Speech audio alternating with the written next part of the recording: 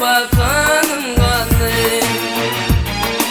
Gözlerimden aktırdım kanı, zemine bakanım kanı.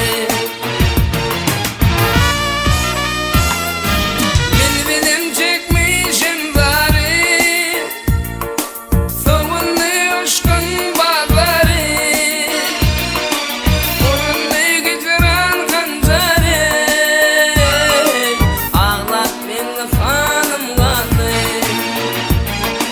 Burunlu getiren kancarı, ağlat beni hanım kanı. Günde günden derdim artık, yermedim zaganı yırtık. Zahmet çekip ağlatlardı, düzlüğünde sanım kanı. Zahmet çekip ağlatlardı, düzlüğünde sanım kanı.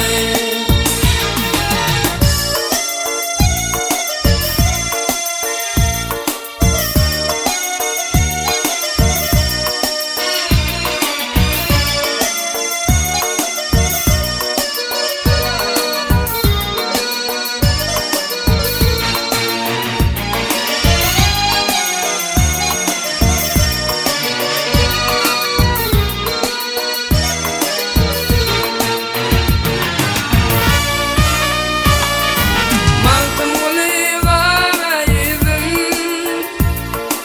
dinlemediler zarin sesim. Zübeydem yaşladım gözüm, karitsiz dükkanım kanı. Zübeydem yaşladım gözüm, karitsiz dükkanım kanı. Gözlerimden aktırdım kanı, zemine bakanım kanı. Burunlu getiren kancarı, ağlat beni hanım kanı. Ağlat beni